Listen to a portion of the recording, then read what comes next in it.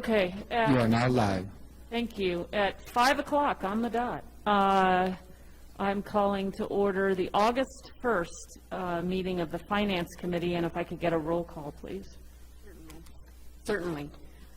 Counselor Cassett? Here. Counselor Lindell? Counselor Rivera? Here. Counselor Vieira? Present. And Counselor Romero Worth. I am here. We have a quorum. Thank you. From there, we go to approval of the agenda. Are there changes from staff on the agenda? No changes, Madam Chair. Changes from the committee? Is there a motion? Move to approve. We have a motion and a second to approve the agenda. All those in favor, aye. Anybody opposed? That motion passes. From here, we go to approval of the consent agenda. Are there items the committee, well, first, let's see, are there changes to the consent agenda from staff? No changes, Madam Chair. Okay, are there items the committee would like to pull? Council, well, she's not waving at me.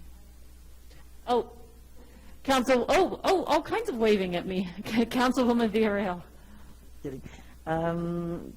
Let's see, question on item E and item G. E and G, okay. Councilor Rivera, Item A. okay. Councilwoman Cassett. F, please. Councilor Lindell. Both items that I'm interested in pulling have already been pulled, B and E. Okay. Is there a motion to approve the consent agenda as amended? Move to approve is amended. All those in favor, aye. Anybody opposed? That motion for approval of the consent agenda as amended passes. Now we're on to Finance Committee minutes of July 18th. Are there changes from staff to those minutes?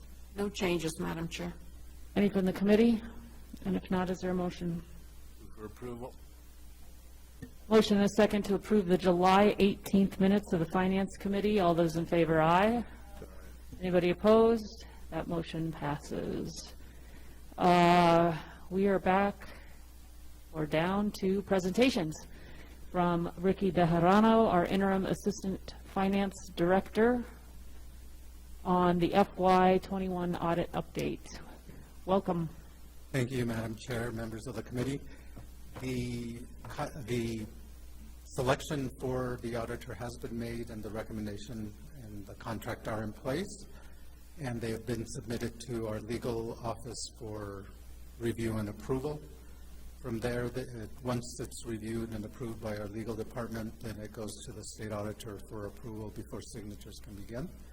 Once it's released by the Office of the State Auditor, then we can collect signatures and then start discussing commencement of the audit with the selected vendor.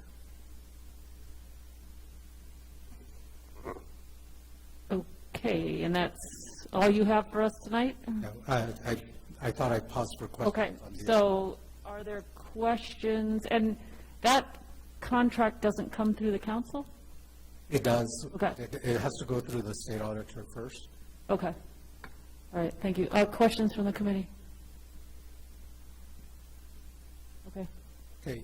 And on the agenda today, item E is the contract for audit services and audit prep services. That's been pulled for discussion later as far as the contract itself, but that is now before the committee for approval. Then a final item, I'm happy to report that we are closing out fiscal year 22, which is on time. It's considered an on-time closeout. We're excited about that. We've not had an on-time closeout since we implemented Munis. The other thing we're doing this week, almost simultaneously, but it just fell, the timing just fell such that we're starting to close month by month. The importance of closing month by month is so that things don't pile up at year end. That's one practical reason. The more important reason is that we intend to start generating some form of interim financial statements for this committee for discussion. by fund, by program. We've got to work that through with the goal of getting to having interim CAFR statements throughout various times of the year.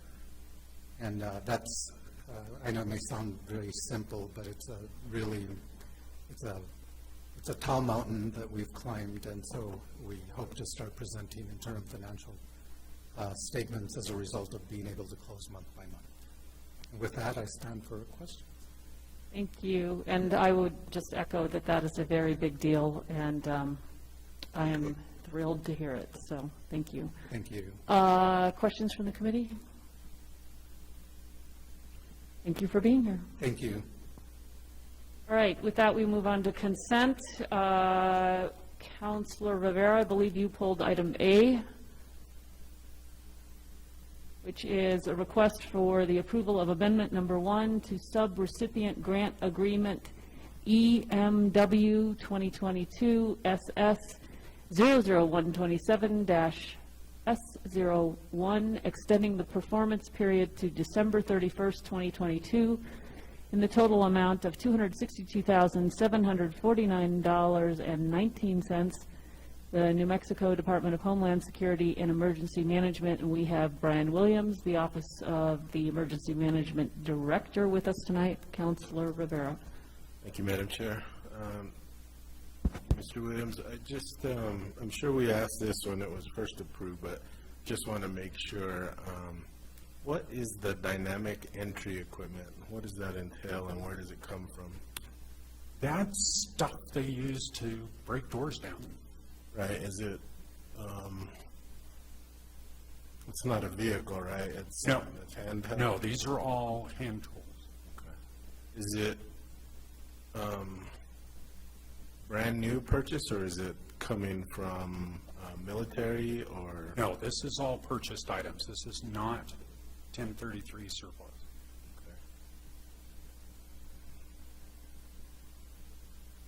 It's hard for me to imagine what dynamic entry equipment might be like and what it would be used for, but, Well, you've got things like battering, steel battering ram, pry bars, that type of tool that you would use to basically break down a door. versus knocking. So we have no knock warrants out, so I guess there would still be times when they would have to break a door down, I imagine, but.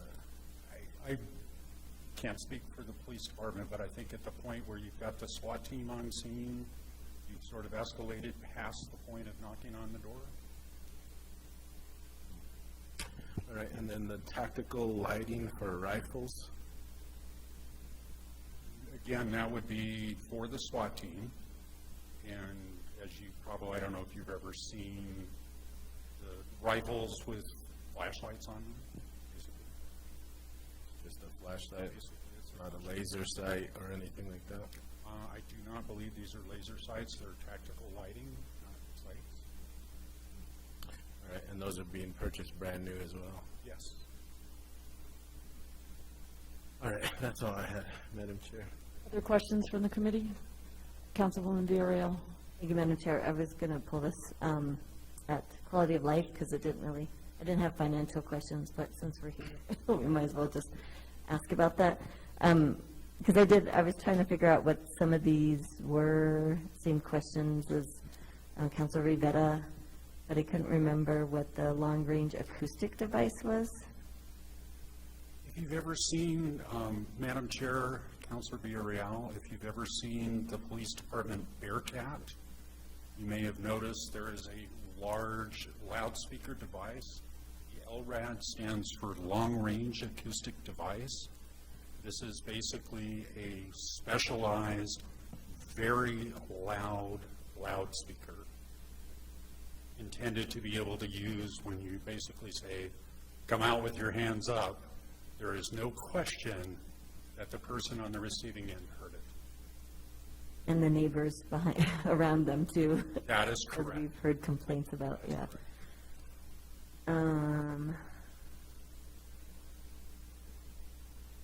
So these are, this equipment it's funneled through your office because of the nature of the grant, even though it says it's for, these are grants for federal emergency management, or federal preparedness, I guess? Yeah, it's correct, madam. It is a federal preparedness grant, the state Homeland Security Grant Program. It is funneled to the State Department of Homeland Security and Emergency Management, and then passed through the emergency management departments of cities and counties. So this is just extending the time period, right? That's correct. We're just asking for a little extra time for the police department to, they've made a few adjustments in the number of, like, for example, the number of helmets they're going to buy and that sort of thing. So they just need a little extra time. So the adjustment for time is to decide what they want to complete the purchase, Correct. okay, but not for the actual trainings to take place. That is correct. It's just for the equipment. Okay. Alrighty, all right, that's all I have, thank you. Other questions from the committee? Is there a motion? Move to approve. Do you have a second? Second. Motion and a second to approve item A. All those in favor, aye? Aye. Anybody opposed? Not opposed, but I'll abstain. I'm going to ask police department one. Okay, so we have one abstention and no one against. Madam Chair? Yes. Can I make a suggestion when we meet again, or for quality of life, if we can have somebody there to be able to answer the questions that we asked today? Sure. Thank you. Okay, thank you. That item passes. Okay, A, B, C, D, E. We are on to, catch my computer up here. Request for approval of a professional services agreement in the amount of $3,096,000 excluding NMGRT for accounting services, year-end close and audit preparation for 1 year with the option to renew up to 4 years pursuant to RFP 22/47/P. And we have, I'll let you introduce yourself. I'm Fran Dunaway. I'm the Chief Procurement Officer for the City of Santa Fe. Joanne, In the back, or no? yes, Joanne Lovato, she was Okay. the procurement manager that oversaw this. Okay, great. Finance Department. So I wasn't sure, there was a difference Sorry. from the committee to who was in front of us, but that's okay. And Councilwoman Villarreal, I believe you pulled this item. Thank you, Madam Chair. Just a few questions about the scope. So they're all interconnected, but, it's accounting services, audit preparation, and year-end close, which are all connected to each other, correct? But is that one contract for different jobs? Or is it, can you expound upon that? Like, are they going to have multiple contracts, or is this one contract to do a few different requirements? Madam Chair, Councilwoman Villarreal. What it is it's one company, one firm was awarded, and they'll do all of these scope of work that's included in here. Anything to do with the audit prep, training of staff for the accounting services. We don't anticipate this going for a full year, but the contract was awarded based on the amount that was submitted. So the amount, which I can share with you, is, as soon as we get further in this process, was done in a different calculation, a different type of scoring, and it was not the highest score with the amount. They weren't given the highest score in the amount. They were given the highest score in the technical part of the RFP. And I can also let you know that there were 6 proposers. Good to know. And will they, sorry, I'm trying to, the name's not in the, Correct. Until we go before governing body, then we can go ahead and release the name of the contractor. Okay. And is this contractor already doing contract work for us? No, ma'am. No, no. Until it's signed. Okay. And then the other question was, so we have multiple contracts out, and so I'm just curious if, when we add this contract to our financial team, does that mean we will be reducing the other number, or the number of contracts that we have out there for other audit-related jobs or contracts? We put this out for RFP with the multiple scope of work, not to have additional contractors. Okay. One contractor. Excellent. And then are there any other contractors that are still working with us, with the finance team? I would defer that question to Ricky Bejarano. I'm not, Thank you. I know of a lot of contracts, just. Yeah. Madam Chair, Councilor Villarreal, yes, we are still working with REDW because they are the ones that accumulated the items to prepare us for audit for 21. And so we'll probably still continue to need their help as we release those to the new, once the contract is awarded for audit. And I just want to clarify that one request we made of procurement was to go with one contract, because last year it was untenable. At least once I came in January, this was already in place.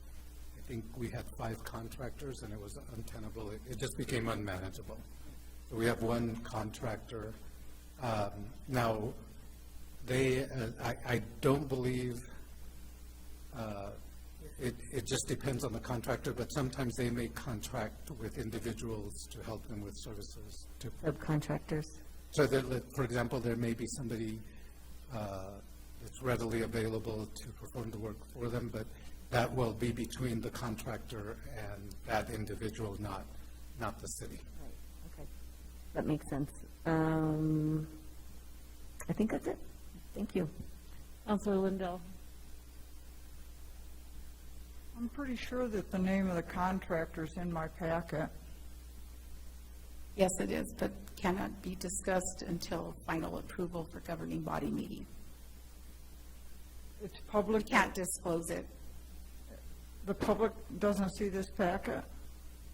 They should not know. I think they can. So it's not disclosed on where you're at. I get, sorry, Madam Chair, Counselor Lindell, it's not it, because it's. It's pretty clearly in here, and this is. Okay, I thought it was not. Okay, okay. Trying to clarify. Madam Chair, Counselor Lindell, due to the RFP process, we were not very clear on how we move forward with that, because we go through a couple of committees prior to governing body approval, and realistically, we should not be releasing the contractor's name until final approval and signature. Therefore, in this matter, this is for approval. So it was okay to release. I did not understand if you had it or not. I apologize. No, you don't need to apologize. I don't know what is proper or improper with this. I mean, it's not something that I know about. I only know that it's very clearly in our packet who the contractor is. Good. Then I can go ahead and say it publicly and answer questions accordingly. So we had 5 contractors previously. What was the total amount that we paid those 5 contractors? Madam Chair, Counselor Lindell, we would have to get that for you and forward that to you. I don't have that at the top of my head at this time, unless Ricky does. I'd like to know that. Will do. I have to tell you that it is very, very, very hard for me to approve $12 million worth of contracting at one sitting. I'm not comfortable with it. I'm not comfortable with, I don't understand how we need $3 million but I wouldn't understand that unless I knew the cost of the combined other 5 contracts. I am a little horrified that this contractor's asking us for $10,000 a day. In addition, they're asking for $30,000 a month in travel, which seems absolutely implausible to me. I don't know that I'll ever be comfortable with that. Does the contract include GRT?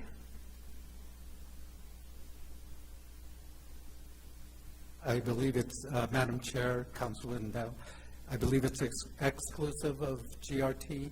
That I would want to be- go back to the There would be amount. almost another $250,000 on this contract. If I may, I do have a number for what we've spent so far. Okay, Since December, 1.5 million had been spent on the 5 contractors.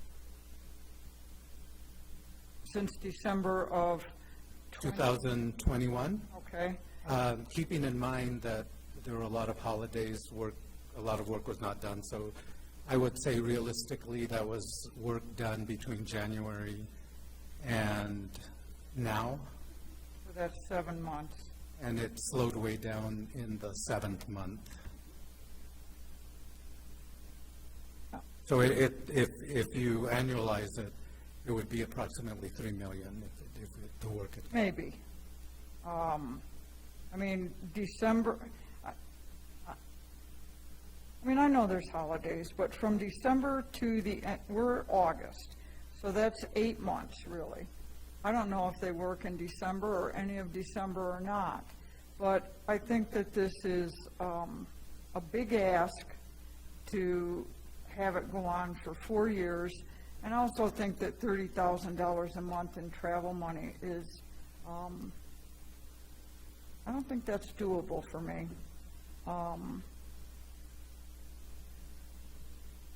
I don't know what the basis of scoring was. I don't know if we can talk about that. I don't know who was on the selection committee. I don't know if we can talk about that or what their qualifications were. Madam Chair, Councilor Lindell, based on the scores of the RFP, I cannot disclose the evaluation committee at this time, but it was 3 evaluation committee members who did the scoring individually and then met as a committee to come up with the consensus of the award. As for the amount is the full amount, the $3 million that you are looking at, and $12 million for 4 years, the $3 million is based on a year-by-year basis. We are not committed to paying the 3-point-some million that is there. We can only pay what our available budget is. That is their proposal. So we accepted their proposal in the amount of the $3 million based on a year-by-year basis. So we're not committed to a 4-year contract at $12 million. If our needs are met within the next 6 months and we don't use them at 40 hours per week, as indicated, that's part of the amount they proposed, 40 hours a week, the multiple staff with different hourly rates, that's what adds up to the $3 million for the year.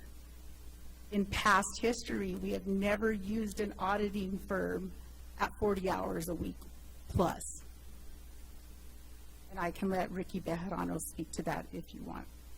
Well, I would just be a lot more comfortable, instead of going with the maximum amount of 3 million, I would rather go with a smaller amount, and then if we need to come back and add more on to that, this is to me kind of handing the checkbook over to an auditing company saying, well, you know, you got this many hours you can bill us for. And I looked at some of those hourly rates, and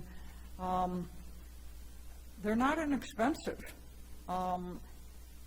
So I'm not comfortable with it. I'm also, I have a little bit of a hangover from this company. Went down not a very nice path with them, and I'm just a little gun shy with them. In an hour of need, they left the building, and I haven't forgotten that. So that's where I am with this. Thank you. Thank you. Counselor Cassett? Thank you, Madam Chair. So with other RFPs, the governing body has been able to get copies of the different proposals. Similar to Councilor Lindell, given who the contractor is, and that they walked out potentially without cause. That was never established. I don't feel very comfortable awarding them another contract at this time. Madam Chair, Councilor Cassett, there was cause. We were not ready for audit. When we said we would be, we were already 3 months late. The way firms schedule now, I was not part of the selection committee, and I don't, as they say, I don't have a dog in this fight. I just need a contractor to help because we don't have the accounting staff. But there was cause, and we have to own that. We were in no way ready. The coordination was at best substandard on our side. The reconciliations were not reconciled that were presented. There just was not enough time for me to get up to speed and see that we weren't giving adequate information. I own that. But we can't say that they pulled out or walked out at the last hour for no reason. The last hour was December 15th when the audit was due. I wasn't here at the time, but I don't offer excuses for that. We have to own that. However, I do trust the committee that made this selection. Even though I wasn't part of this selection, I have to trust that they scored this correctly, and I think eventually you can ask all the questions about the selection. Unfortunately, that's not until it's awarded. But it's difficult to explain, but they didn't walk out for no reason. All our deliverables were due probably 3 months before, let's say, beginning at least in October, and the audit should have been issued by December 15th, and we just failed. And then we had another deadline of March 15th, and we didn't hit that. Since then, we've been hitting all our timelines, and this part should go smoother for 22. But I would be remiss as a professional if I sat here or didn't respond to that there was no reason for them to walk out. It was on us.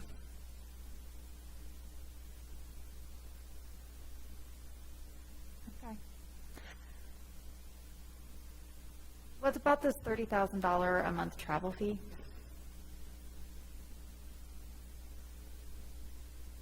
Madam Chair, Councilwoman Cassett, in regards to that, it has the max amount. So it's the approximate amount for travel expenses and technology could approximate $30,000 per month.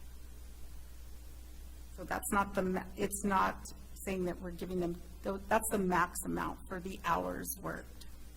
And what is so we keep getting these max amounts. What do we actually think that we would utilize? I mean, if we're saying we've never actually utilized the maximum amount, what are we really talking about then? On the proposal, we asked them to submit their max amounts at 40 hours per week. Correct, but what are we thinking that we're actually going to utilize? How much do we think we're I would defer to Ricky Bejarano for that. Madam Chair, Councilor Cassett, without going too far on a limb, because we don't know, we believe we're prepared for 22. We think it will go a lot smoother. We think we'll reduce in hours, but the only thing we really have to measure is this past, the work that was done in 21. And as I mentioned, we're at 1.5 million.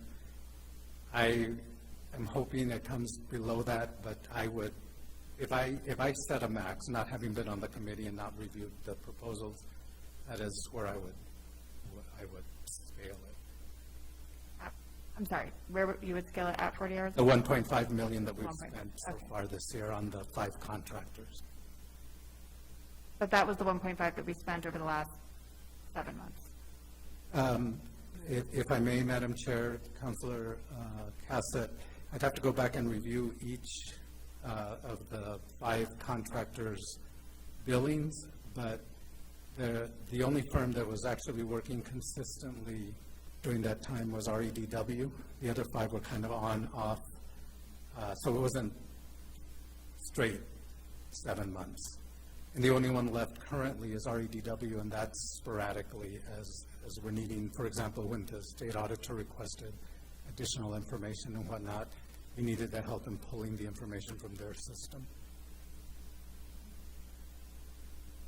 And then, Fran, you'd mentioned that this application did not have the highest score, but the highest score technically. Are you allowed to tell me more about that? So in the, Or highest points? Madam Chair, Councilwoman Cassett, in the maximum scores, which I can share with you, I will go ahead and upload proposals, and we can discuss those, the scoring mechanism. I believe that it would be in the best interest of the city that I share those with you so that we can answer those questions appropriately out of the meeting.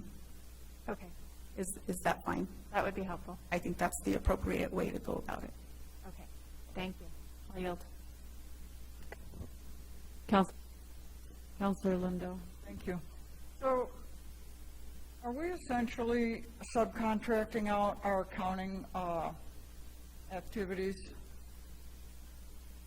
Madam Chair, Councilor Lindell, for all intents and purposes, yes, because we do not have adequate accounting staff currently.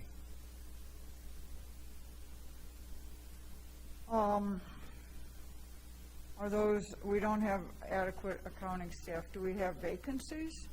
We do have, Madam Chair, Councilor Lindell, yes, but I've mentioned before, there is a huge paucity of accountants in this area. We're competing with Lannel to the north, and we're competing with the state right here. And then we're also competing with every other higher paying entity such as Kirtland. It's difficult. I'll give you an example. We recently made offers to 2 individuals for our budget area that were the top candidates. And before they accepted the offer, they withdrew their applications because they were hired by another organization. That's how quickly it goes, and that's on the budget side. On the accounting side, there tends to be a higher paucity. What was the offered salary on those positions? That, Madam Chair, Councilor Lindell, I'd have to get back to you. But it was competitive. We just lost out. I mean, it seems like $3 million, got to be able to hire some people with that amount of money. Madam Chair, Councilor Lindell, I wholeheartedly agree that we ought to be able to, but I wasn't any more successful at Northern to fill the positions that I needed to fill there. It took me 3 years before positions were filled. There is truly a shortage of accountants. Discussions I've had with colleagues, do you know of any accountants? Is anybody looking for a job? The response is typically, if I did, I'd be hiring them myself. I wouldn't be disclosing them to you. How many vacant positions do we have? Approximately 5 accounting staff, if you include accounting managers.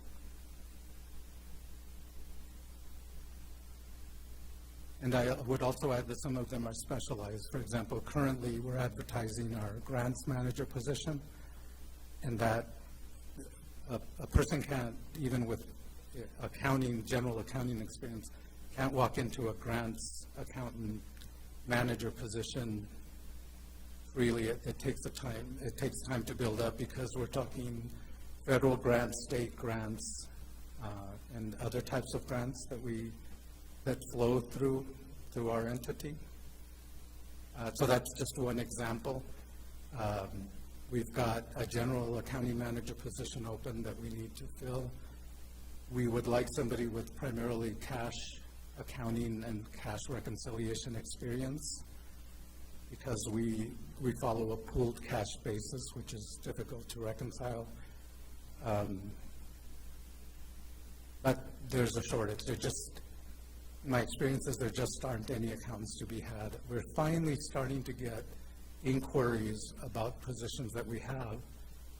And, if the economy tightens up a little bit more and becomes more competitive, then we might see more and better applicants. But we aren't getting a lot of applicants for these positions. So if we fill those 5 accounting positions, would we be able to do the vast majority of this work? Madam Chair, Councilor Lindell, no, because we're still in makeup mode. We are, what I would say, approximately 2 years behind in catching up our accounting to the point that it's at a steady pace. Once things like cash reconciliations get behind, grants type reconciliations, there's a lot of work that needs to be done and catch up. Generally, what you want to do is get current and stay current. But we don't have that luxury because we still have reporting to the federal government, we have reporting to the state. All of this has piled up over the last 2 to 3 years. Okay, thank you, Chair. Other questions from the committee? Councilor Rivera?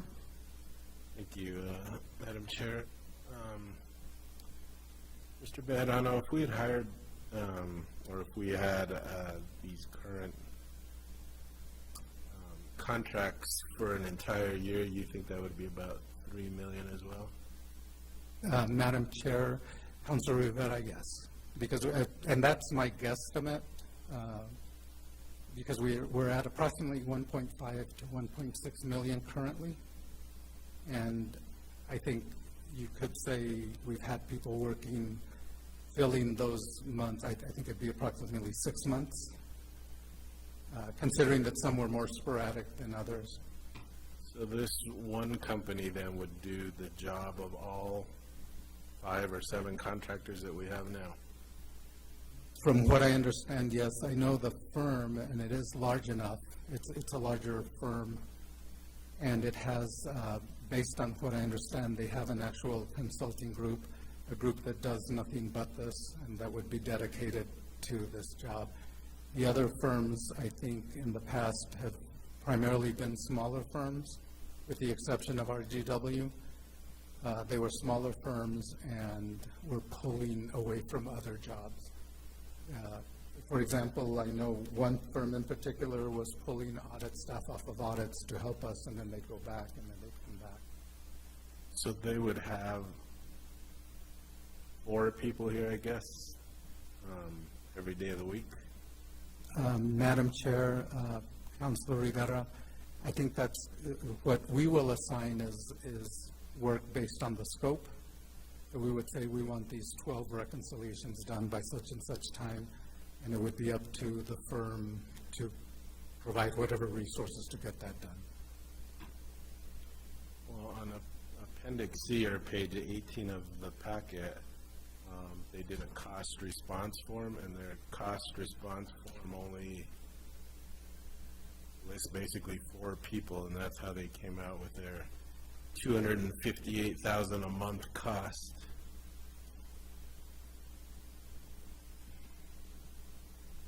Madam Chair, Councilor Rivera, they listed the title and position it's not for 4 people, it's each. So if they, for example, if they had 4 senior consultants, that's how much the cost would be for each consultant. So they're not just listing 4. Those are 4 of the positions we would need to fulfill the scope of work. So the cost may not be $258,000 a month? No, the cost is that hourly rate for that type of position. So a senior consultant is the hourly rate, is the hourly rate listed there, but we may have 4 senior consultants come and provide that scope of work. All right, so let's say they just send 2 audit supervisors for an entire month to do whatever it is we direct them to do, then that cost will be significantly less than the 258,000 estimated, right? Correct. Madam Chair, Counselor Rivera, again, this is for over 300, they predicted this at 300 hours a week, which they did their most, that they're saying they would be dedicated to 300 hours a week, which realistically is not going to be the charging, the 300 hours a week. We asked for them to give us their most, so they're saying they can give 300 hours a week. So we asked for the most per month. Okay. And I thought when they had pulled out just a couple months ago that they had listed one of their reasons for doing it as they had just taken on the Albuquerque auditing contract. What's changed that now they can take us on full-time? Madam Chair, Councilor Rivera, it's not they're separate groups within this firm. This is a national level firm, so we would be dealing mostly with the accounting consulting side of it. These aren't going to be people that generally are working on audit. Probably they're experienced in audit, but they're not now on the accounting and audit prep side. Usually to go into the consulting piece, you have to have worked in audit pretty intensively, then you assist organizations in getting ready for audit. From what I understand, again, not having reviewed all the proposals, but the firm is large enough, having come from a large firm myself, these are different departments. And so on the audit side, I think they had taken on Albuquerque, they had other audits and whatnot and couldn't wait for us anymore. On the consulting side, it's a whole different department that we'd be working with. All right. And then are there any penalties if they decide to leave before the job is done? In the contract, it specifically states they must give us a 30-day notice. In the contract sorry, Madam Chair, Councilor Rivera, in the contract that you referenced before, which was not the city contract, did not state that language. Oh, yeah, Madam Chair,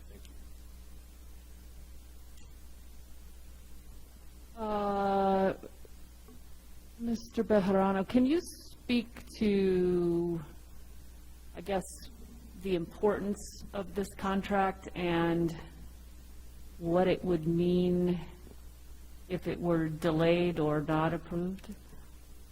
Madam Chair, councilors, every day that we're not contracted and have the consulting firm working is a day that gets us further away from being able to hit December 15. We're getting very close to that point where it's possible we may not hit it. So that's the delay. And as I mentioned before, I was not on the selection committee. I, again, don't have a dog in this fight, but we've got to get a firm in to help us to get to where we need to get.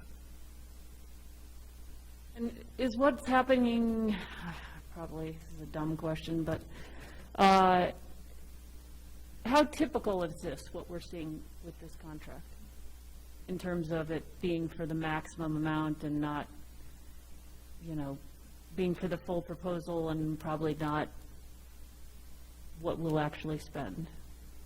Madam Chair, members of the committee, I would say it's atypical because most organizations have kept their audits up and whatnot.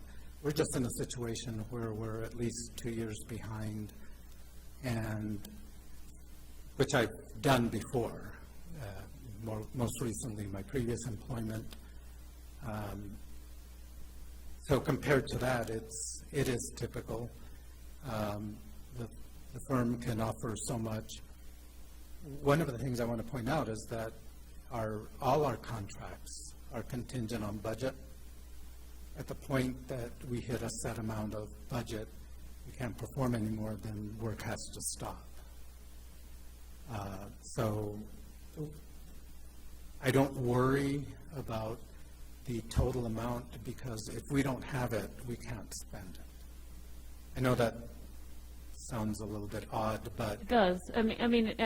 And yet we're contracted for more, so what's their recourse? well, our contract is up to $3 million. Okay, That doesn't mean that we would spend okay. higher. If we run into a situation where we have to go beyond, then we'd have to dig up. Okay, the up to language is key. I understand that. That's right. Madam Chair, members of the committee, Fran mentioned something that's very important. If we get beyond our budgeted amount, then we'd have to come back to this committee. And Right. to the council. Right. Other questions? Counselor Lindell. I'll make one final comment that, I understand we've got to get this done, but I am not comfortable with a contract that is the maximum.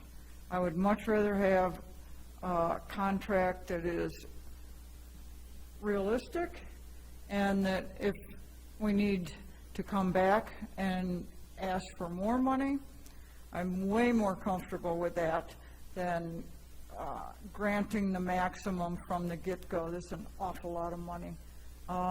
Secondly, do we have this money budgeted? Madam Chair, members of the committee, our budget currently is the 1.5 based on historic. So this is $1.5 million more annually than what we have budgeted. Madam Chair, Councilor Lindell, as I mentioned, it's the up to amount. And again, if we get to that point of the 1.5 million, we'd have to come back. Well, first of all, we'd have to identify where we could take the money from, but we'd have to come back before this committee and the entire council subsequently. Well, I'd be infinitely more comfortable at 1.5 than 3. Plus, we have to put 8 point something on there for GRT, and I just don't know how I can get comfortable with $30,000 a month of travel fee for the course of this contract. So, thank you, Chair. Thank you, Ricky. What's the pleasure of the committee? Madam Chair, Yes. I'd like to respond, if that's all right. Sure. Sorry. Madam Chair, Councilor Lindell, I'm going to respond to that, and we will take the contract back and negotiate for 6 months. So 6 months, though, would be just 1.5. We'll negotiate the cost in hours. Because what we propose to you is the max. So rather than come to you with the max, we can go ahead and propose how many staff, because it's based on hourly rates. And I see where the questions are coming from. I'm sorry, Madam Chair, Councilor Lindell, I'll get used to this, I promise. So we can go ahead and negotiate pricing so that the contract reads for 6 months and then come back again in another 6 months. I think this would be clarified for everybody Okay. if we did that, and that's not an issue. They have already been submitted this contract and signed, and so has our legal, but we can still negotiate without final approval. Thank you. I guess my question is, and what does that do to delaying the actual work? Which was my original question. Correct. We want to be able, It's okay. Madam Chair, we want to go ahead and get this done as soon as possible.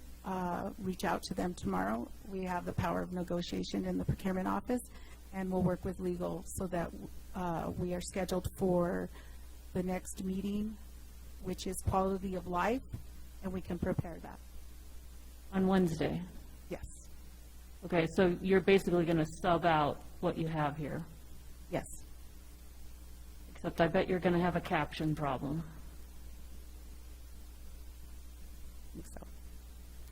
So, we can withdraw it from that one and then come back and revisit this.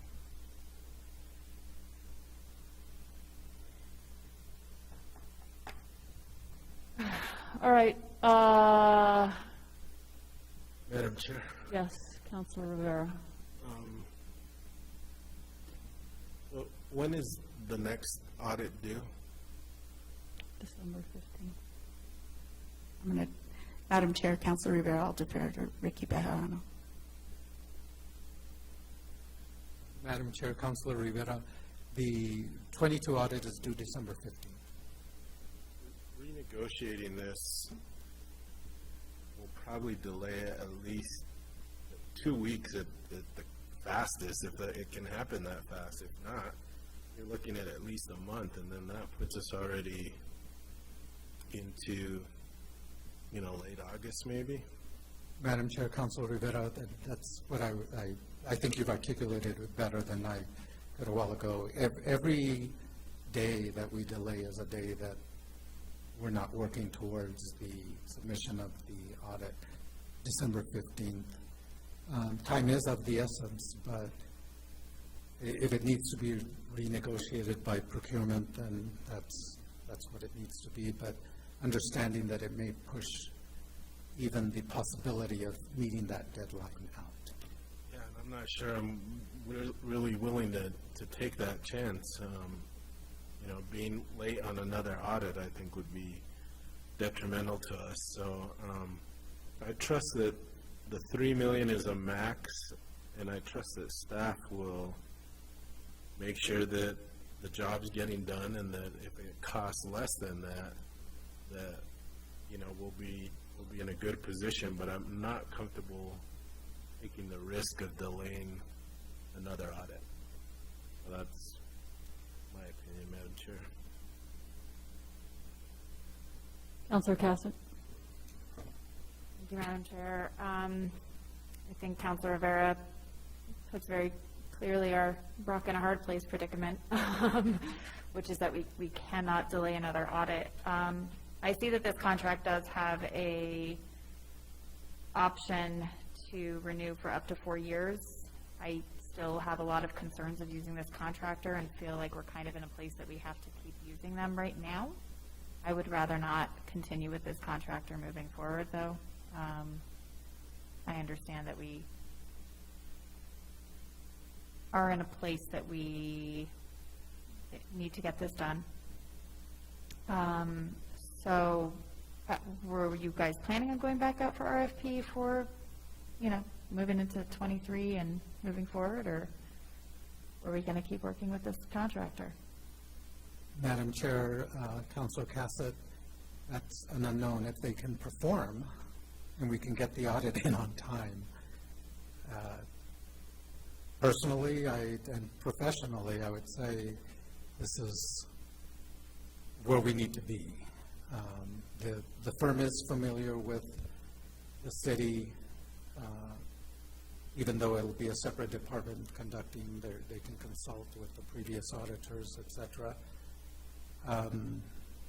Again, the reason that I guess I don't feel any consternation with whomever won the bid is that ultimately the responsibility lies with the city. I would agree, but We were not ready. But the way that they pulled out of the contract was not according to what the contract had been written. So yes, we were not ready for audit. That is undeniable. So, But I would also add, Madam Chair, Councilor Cassett, this was after, at that point, we were approximately 6 months behind in being ready for audit, because we should have been ready approximately September, October at the latest. I'm not making excuses for firms, but I understand that side of it. And to be really honest with you, I've pulled out of 3 or 4 audits because the entities weren't ready. Mm-hmm. It is always the prerogative of the audit firm that when we sign these audit contracts, we're stating that we will be ready on time. And again, I'm not empathizing with firms or anything, but the responsibility was ours to be ready and to have accurate auditable information. Well, I am glad to see there's a 30-day, but I think Counselor Rivera is right. We can't do things that risk the audit being late. I really want to get 22 in on time. I know we all do. So, but I think this will be a continued conversation moving forward. Mr. Bejarano, I think you alluded to this earlier, and help me keep it straight in my mind. CLA pulled out of doing our audit or doing the audit prep? Madam Chair, doing our audit. Okay. And this contract, though, is for audit prep. Madam Chair, that's correct. Okay. And accounting, whatever we're behind in accounting. And I think you said this earlier, that's two different sides of the house. Yes, So the fact that we're hiring them now, we're hiring them in a different capacity, even though they're the same name. Madam Chair, that's correct. Okay, and I just want to, I guess, emphasize that. It's not the same part of the house. Chair, that's correct. And I think that's an important distinction that, I don't know, may help. And if I may, Madam Chair, I want to, I'd be remiss if I didn't point out, we're already at risk. And so each day, each week, whatever period of time goes by increases that risk of not being able to meet December 15th. Especially with the situation we're in with 21, we've got to get an auditor in and get that done because a lot of work in 21 rolls forward into 22 from an audit perspective. Okay, and then I guess one other question. So the multi-year nature of this, do we have the power to, and I know the answer to this is no. We can't just make it a one-year contract, right? Because that would be a change to the contract. You'd still have to pull it back and bring it forward. Madam Chair, committee members, I believe we even have to issue another RFP because of the way we issue the request. Yeah, okay. That doesn't solve the problem. All right. Any other questions? Councilor Rivera. Just on that point, Madam Chair, it is a four-year contract, but we have the option to renew every year. True. Yeah. It Or comes a- back. Right. Good point. We have that. That's a great point. Thank you. Anything else? What's the wishes of the committee? Move to approve. Second. Can we get a roll call, please?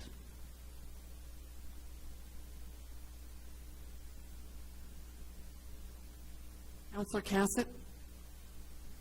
Yes. Counselor Lindell?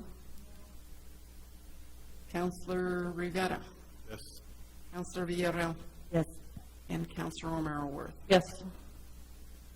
Thank you. Okay, thank you. Now we're on to item F. Item F is a resolution sponsored by myself and Councilor Cassett, a resolution adopting new procedural rules for city council standing committees. I don't think we have our staff person, Jesse Guillen, with us, and we do have an amendment. And Councilor Cassett, you pulled this, so I guess I'll just turn it over to you and see where we go. Thank you, Madam Chair. Yes, I pulled it to move the amendment. However, there's been an amendment to our amendment, and I don't know if we have anybody that can pull it up on the screen so that we can show the written version of it. I can provide some background.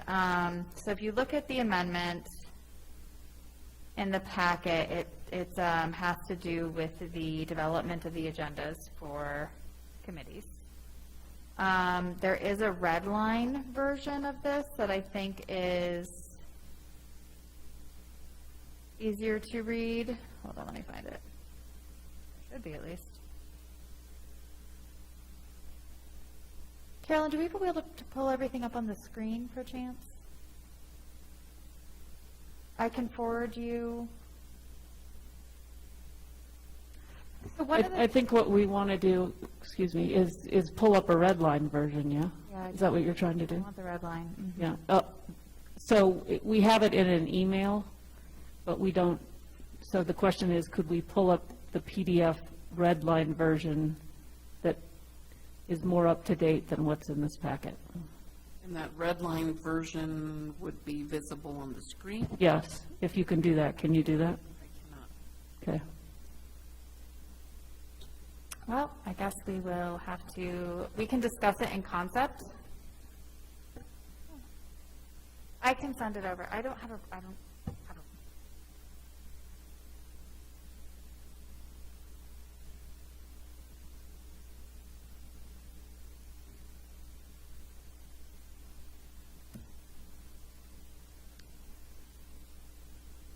Madam Chair, so this is an amendment to what is the amendment that's already in the packet.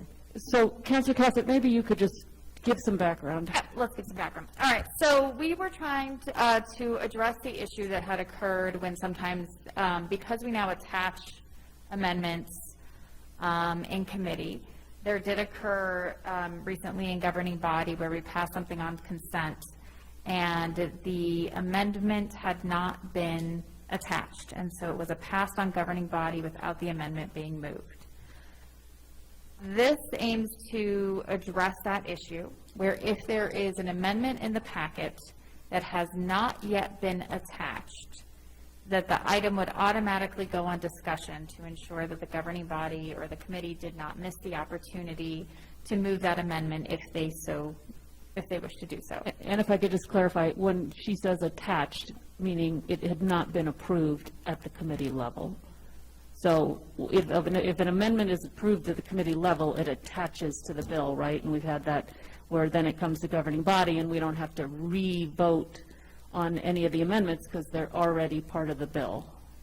And so this would address the situation that we have a problem with right now, where we had an amendment that had not been voted on in committee and therefore was not part of the bill, came to governing body, and then we approved it, but there was, that amendment had not been, we had not taken action on that amendment at any level.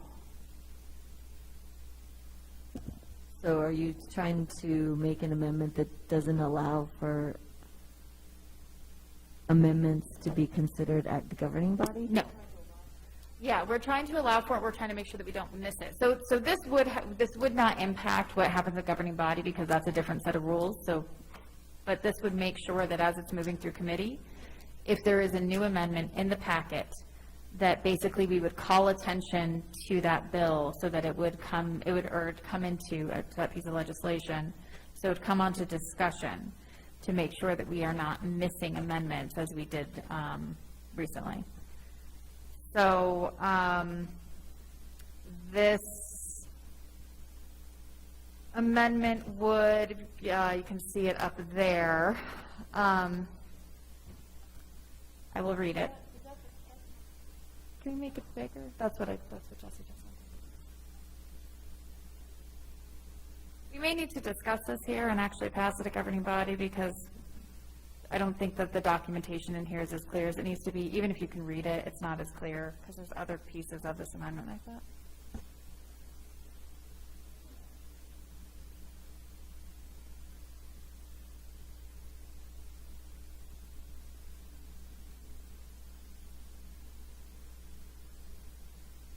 Okay. Apparently we can't deal with this.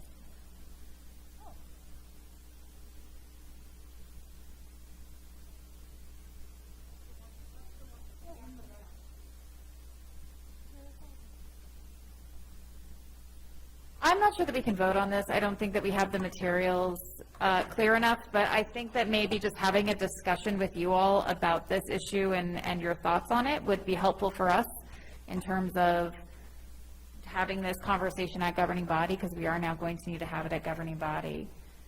But the general idea is that if there is a new amendment in the packet, that for that piece of legislation would automatically be put on discussion as opposed to consent, to essentially flag the committee that there is an amendment that to be considered, and they can or cannot consider it. And again, to have that same flag happen at governing body, we would have to change a different set of procedural rules, but this way we could at least look at it from the committee perspective. So I think that we need to go over, unfortunately, Jesse's not here, and we probably need to go over with Jesse some of the language, because all these different pieces are moving together, so we can consolidate that and move it at governing body. But I would be curious to hear perspectives from the committee on this idea. Madam Chair, I guess one thing, I understand what you're talking about. That's if there's an amendment that has been attached to the governing body meeting, but it hadn't been heard in the committee? Or is it amendments that may come up in discussion like it did this last time? We are strictly talking about right now what's happening in the committee level. So it would not impact governing body at this time. However, if we like what it does at committee, we can change the governing body rules to have the same thing happen at governing body. So it's only if there's an amendment that has not yet been considered and has not yet been approved by a previous committee, and therefore it is still a free-floating amendment and has not been approved, and therefore become part of the bill that is being voted on. My Lord, I can just talk, I promise. So what does this language allow for? It allows it to be heard or considered in committee? If this is the correct amendment, then yes, this would just essentially say that if there's a new amendment, the item will automatically be placed on discussion. If the amendment happens to be added to the packet after it has already been published, then the legislative staff will alert the committee chair and the committee staff so that we can automatically pull it from consent onto discussion to make sure that that amendment is noticed and therefore discussed. What if we're discussing a resolution and an amendment comes up at the moment? That's still allowed to be considered, correct, at committee level? Correct, and it would go by the same rules of how we've been doing it essentially, is that we have to write it out, we need to see it. And so, yes, so you could still adopt it on the fly if you pull and have an amendment and it gets written out and you vote on it. And then it would be attached and in the next packet. So this amendment isn't in our packet. The one I see was the one about the order of the agenda, I think. Correct, and this is an amendment to that amendment. The screen just went black. Can we get that back up?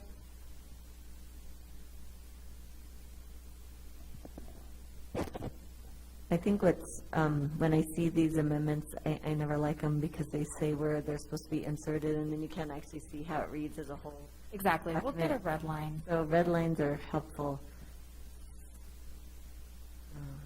But I guess I don't have an opinion because when I look at it, I'm like, I can't visualize it, and I can't really see it very well either, but,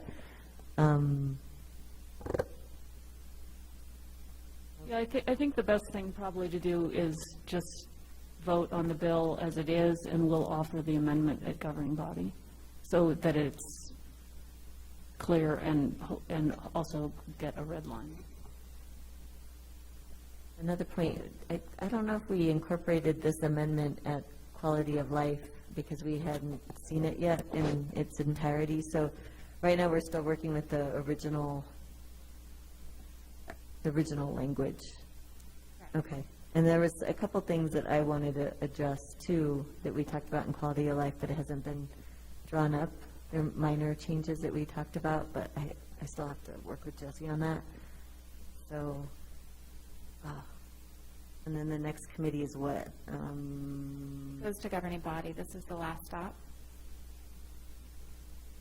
Oh, I already went to Public Works. Councilor Rivera? Thank you, Madam Chair.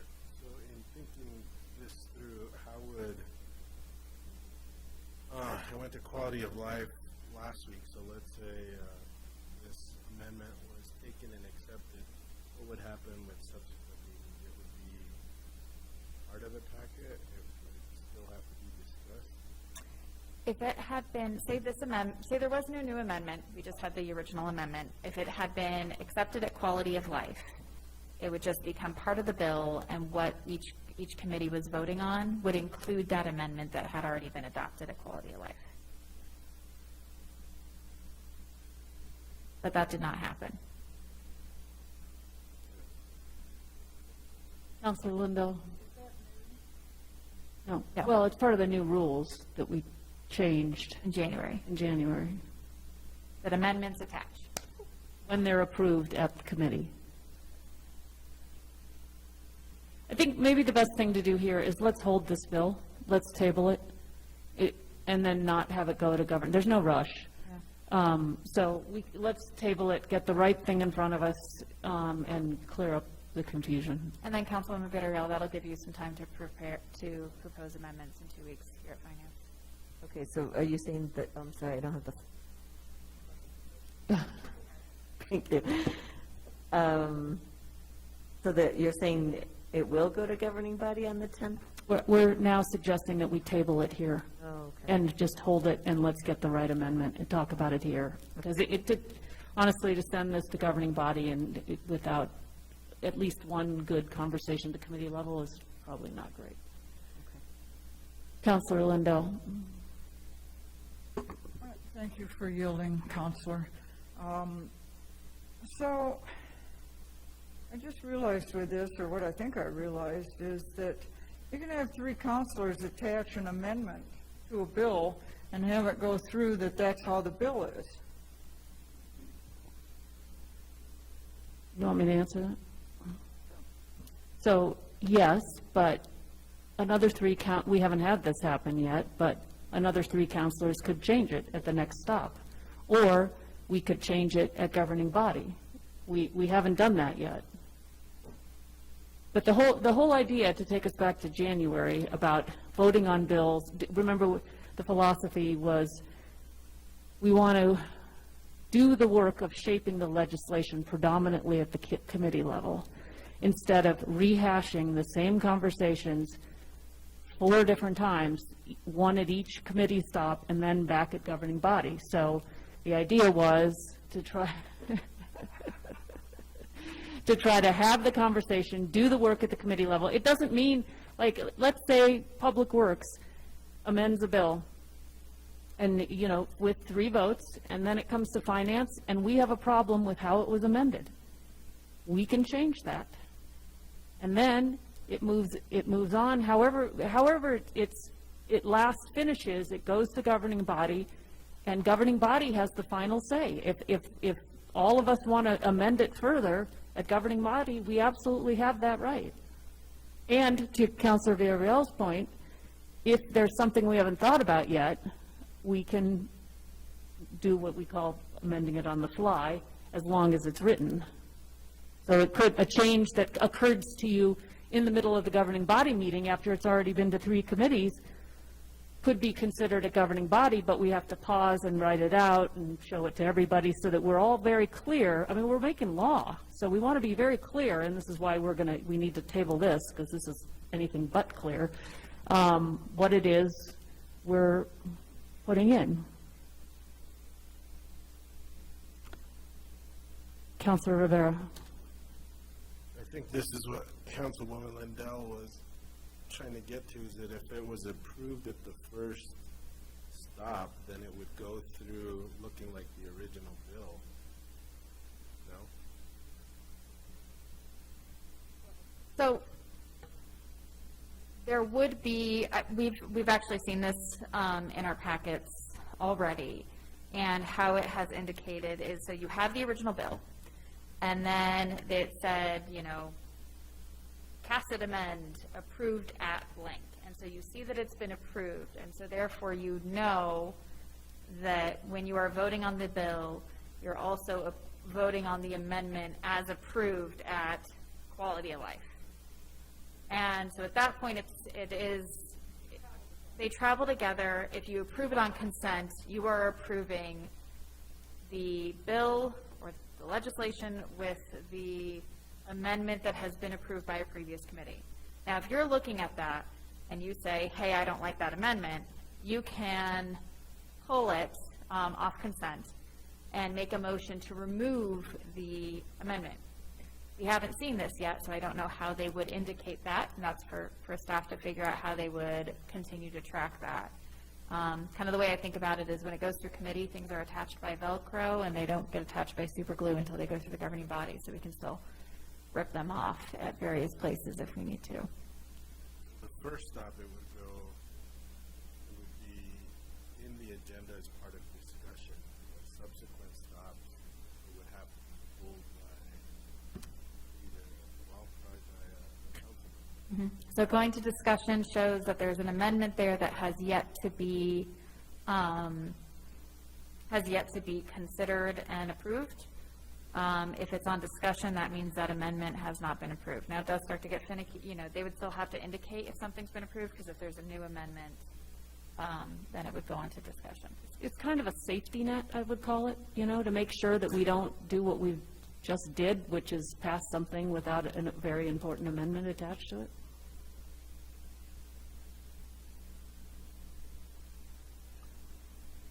We should have, it says if something goes to council with more than one unapproved amendment, that it's not ready for prime time. Except that we just approved an amendment at council that hadn't been to committee. Yeah, one amendment like that, but if we're doing this, that it goes through the committee process, and you can approve amendments through the committee process, then we really shouldn't have many amendments when we actually go to governing body. That was the thinking. And also, as at the governing body, we do have the ability to say, this isn't ready, let's send it back to committee.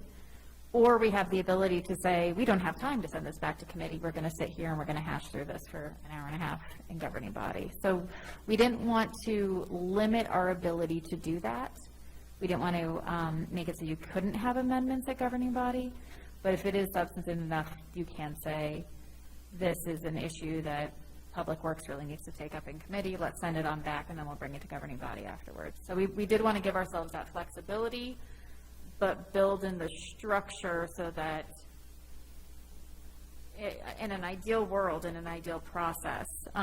So again, what we'll do tonight with this one is we'll table it until the next meeting, which gives the Finance Committee the ability to stop it in its tracks and say, just kidding, this isn't ready, so we're going to hold it because it's not ready for prime time. Did you say this was in the red line version? No, that's part of the problem, is that this one is not in the red line version, so we do need to work with the legislative staff to update that. Thank you,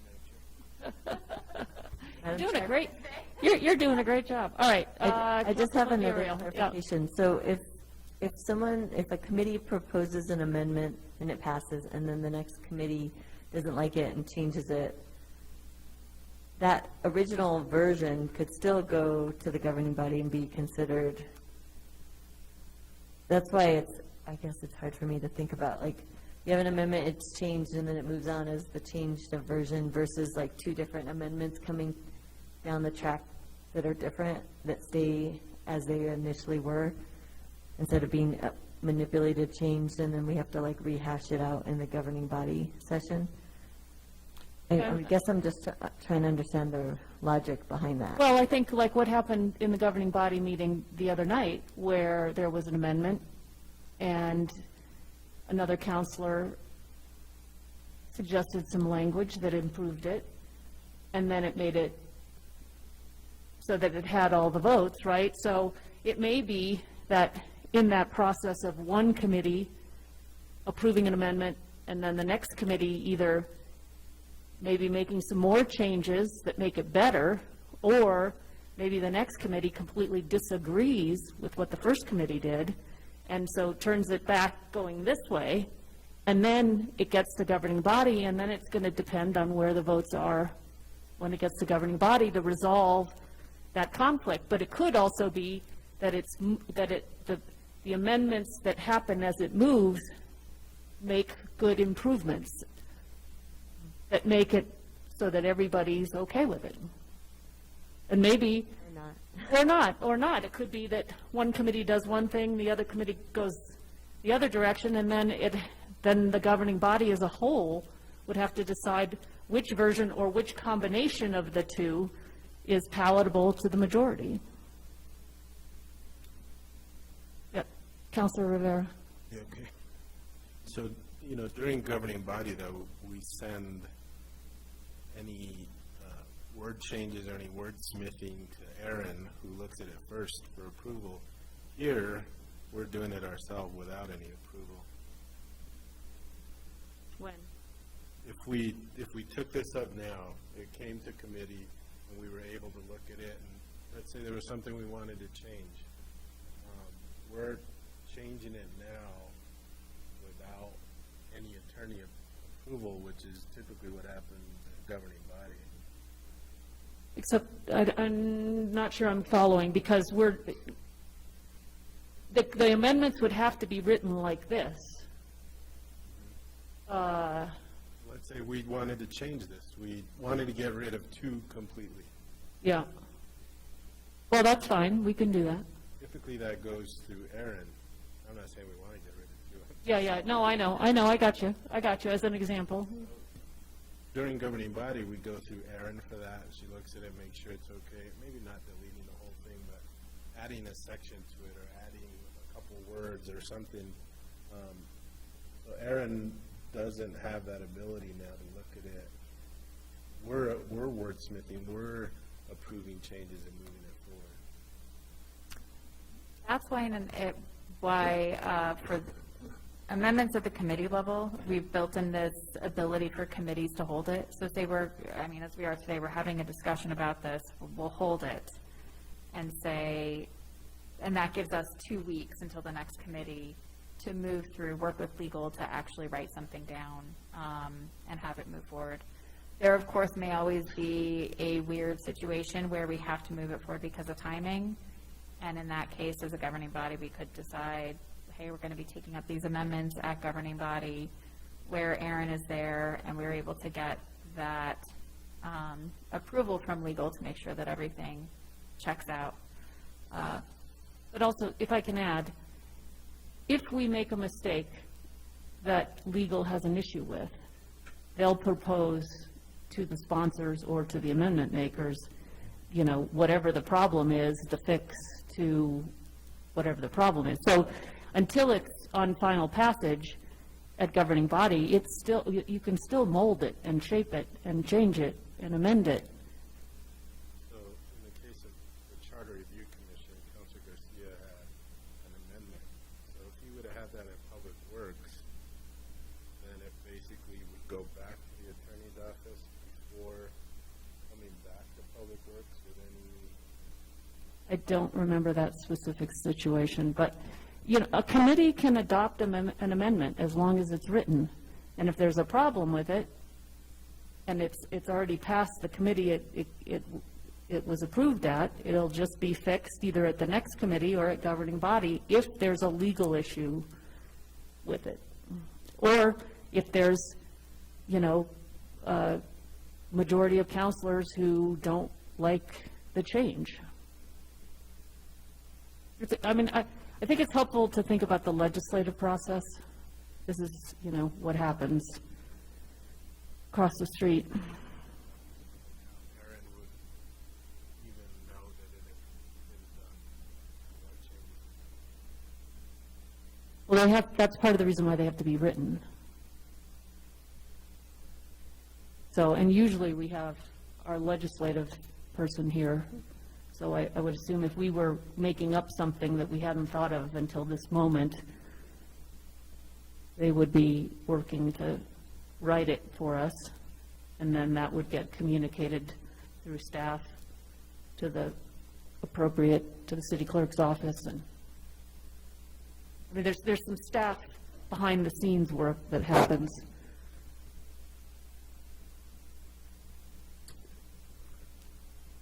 All right, so,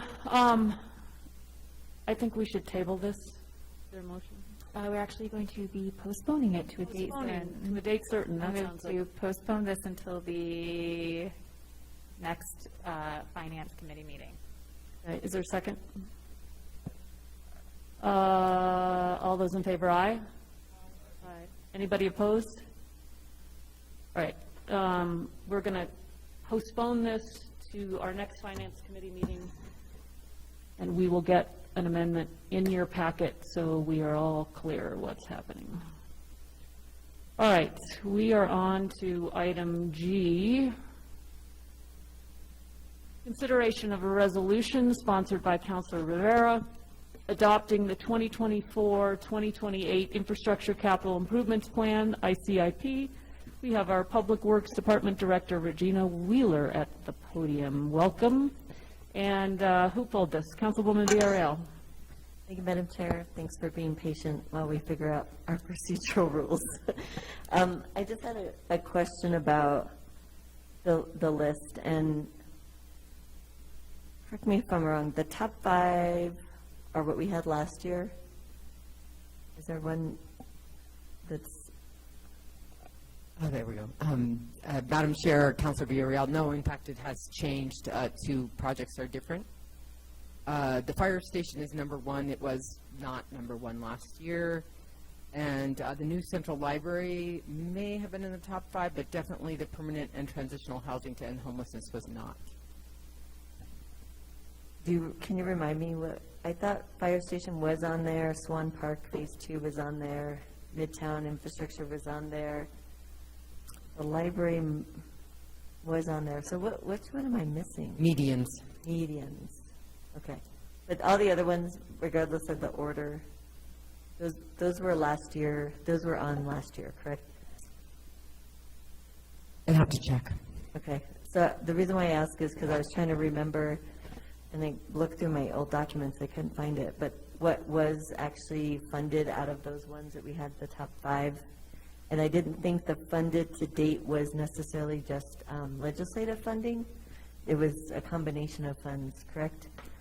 Thank you, Madam Chair, Councilor Villarreal. That's correct. The funded to date is not just legislative funds. And I did send out that list. It's been sent a couple of times. It was sent in response to a question at Finance about a month ago. Then we sent it again in response to a question from Councilor Lindell when I first sent out the ICIP. There's about $15 million of funding that we've received in the last 2 years that was on that list. The list you sent out, I thought was this one. You're saying that you... No, we sent a funding list, yes, of the funds that have been received from the legislature, and the funds that were appropriated but not yet received. And so the medians received funding, Swan Park received funding, medians received over $1 million, Midtown received $1 million in fiscal year 21. I can pull up that list for you again right now. And I'm not opposed to these. Again, I was just trying to remember if we received partial funding and if it made sense to continue putting it on our top 5 so that we can get the rest of the amount needed. Thank you so much for that question. It's a great question.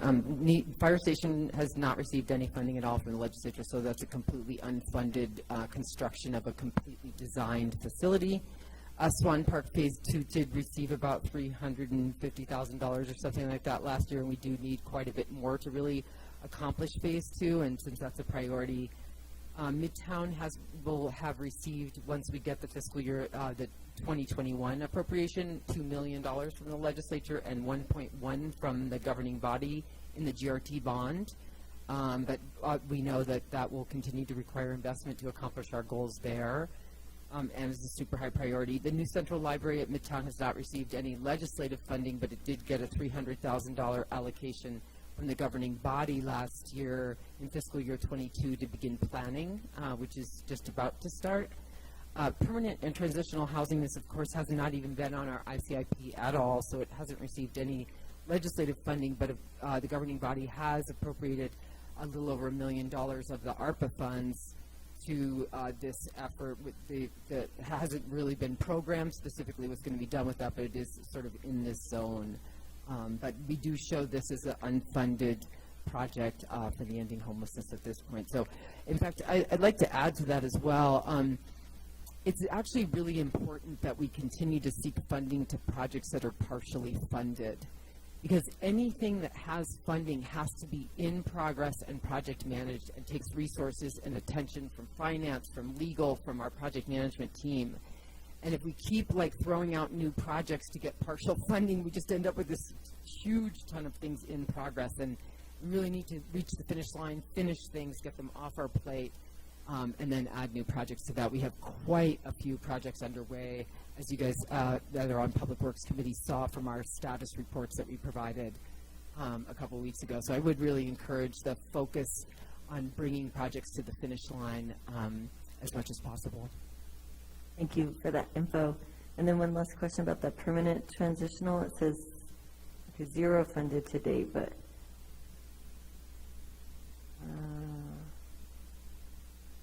okay, so I guess we don't funded to date. Wouldn't we put the 1 million in there?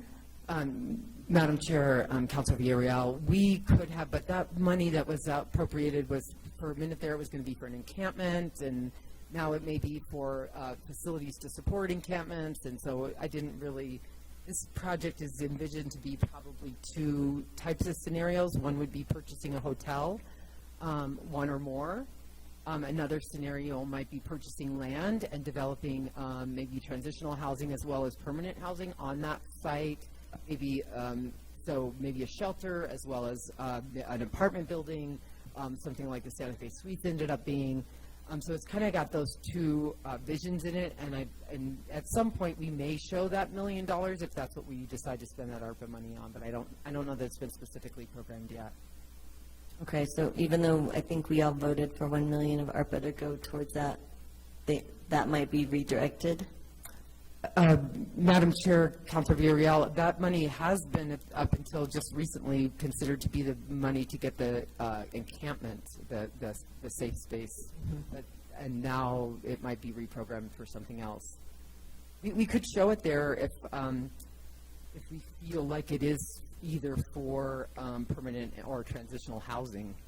I guess I was just thinking about it from a legislator's perspective, that we've invested in that already, that we've put in, like we have commitment to it, and therefore they should continue it or add to what we need for it. That was what I was thinking, the reasoning behind showing that 1 million for ARPA was related to that topic.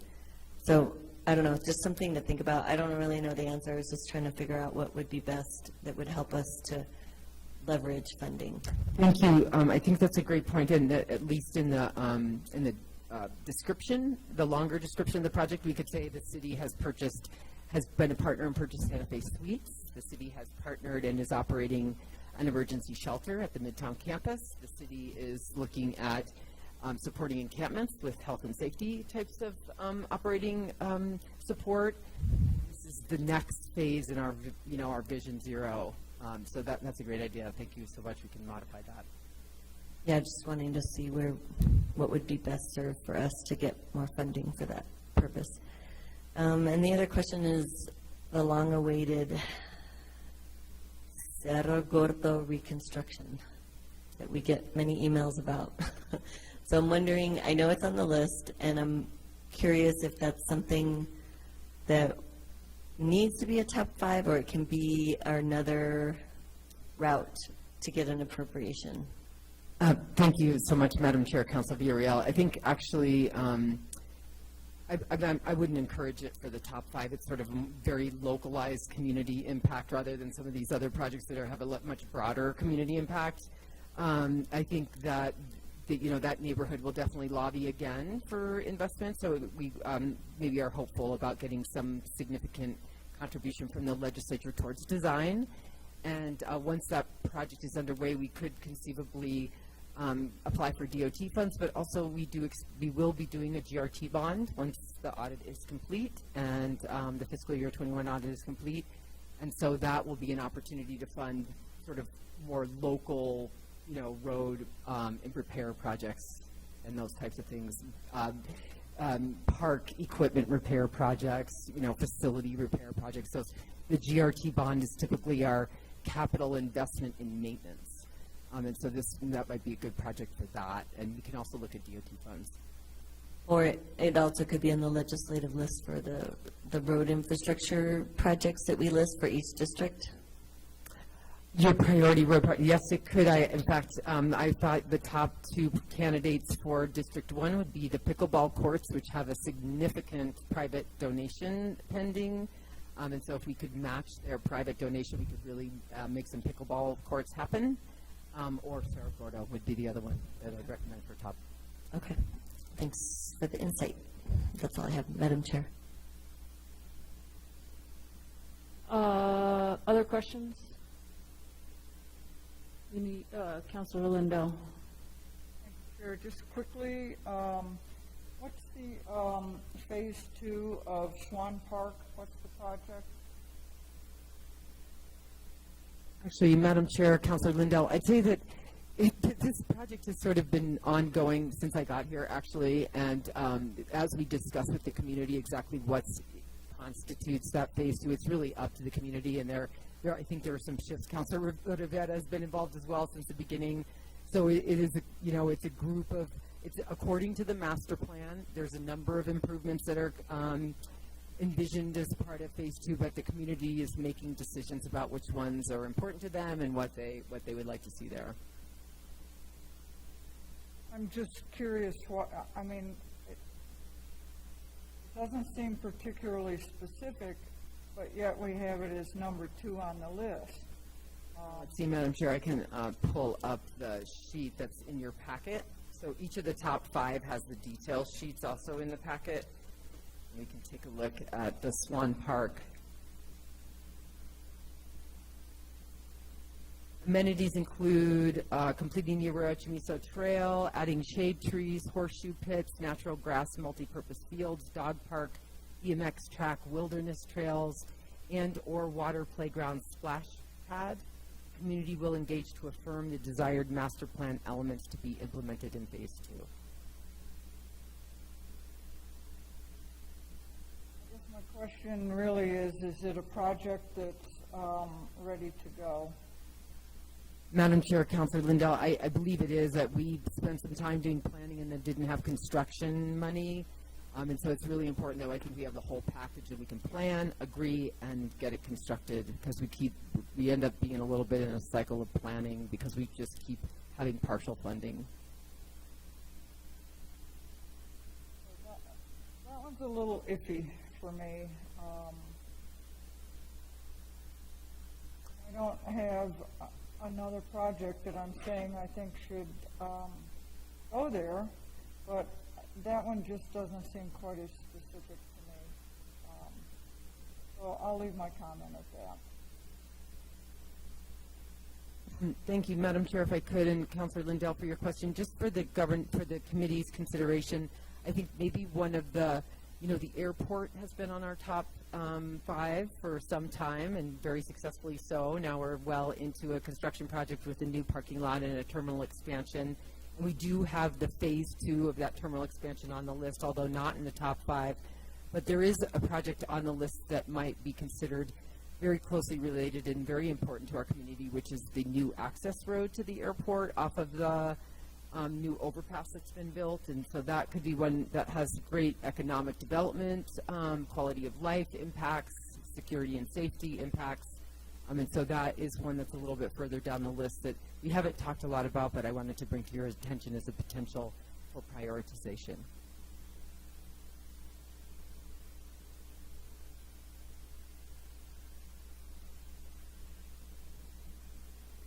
Tell us which number that is, Ms. Wheeler.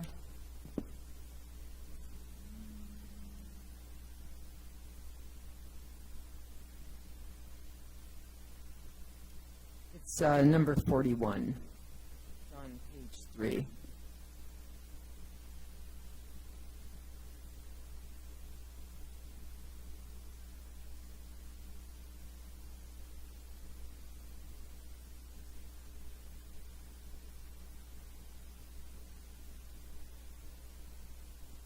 Okay.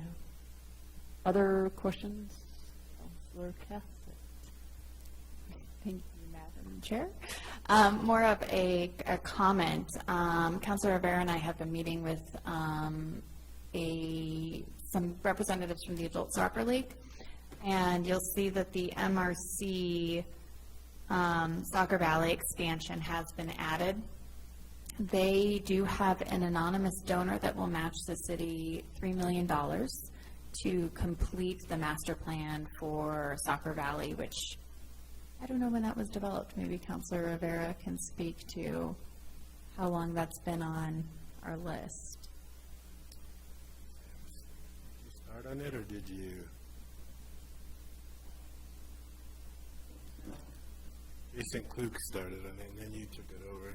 Probably around 2014, Yeah, I think it was exactly, Madam Chair, Councilor Villarreal, I do believe it was 2014. So the one hitch, right now it is item number 63. The one contingency is because there has been some longer time periods that it has taken to make some improvements on the MRC. This private donor initially has given basically a 3-year time limit for us, so that they want the city to be able to start moving forward in 3 years, or else that those $3 million will be lost. So I did just want to make members of the governing body aware that that is a potential opportunity that we have. I know that Melissa discussed a couple different revenue sources. Right now, this one seems like the most viable. Regina, I don't know if you had any other potential opportunities that we'd be able to use to find the matching funds for this from the city side. Thank you, Madam Chair, Councilor Cassidy. I think our standard set would be available legislative funds, GRT bond, and GO bond. That might actually be something that would have brought enough community support for GO bond, which we haven't done in some time, but the mayor has talked about, as soon as we're in a good position to do that, that we might want to do that for public safety infrastructure, and I think a Soccer Valley, but I think those are probably the big three: legislative, GRT, and GO. Thank you very much. And that was all. Other questions from the committee? Is there a motion? approval? Second. Motion and a second to approve item G. All those in favor, aye. Anybody opposed? Please show Councilor Lindell voting no. That item still passes. All right, we are on to action items discussion. We don't have any. Executive session, we do not have one. Matters from staff. There are no matters from staff at this time, Madam Chair. No matters from the staff. Matters from the committee. No matters from the committee. Matters from the chair. Our next meeting, Monday, August 15th. We are adjourned. Thanks, everyone.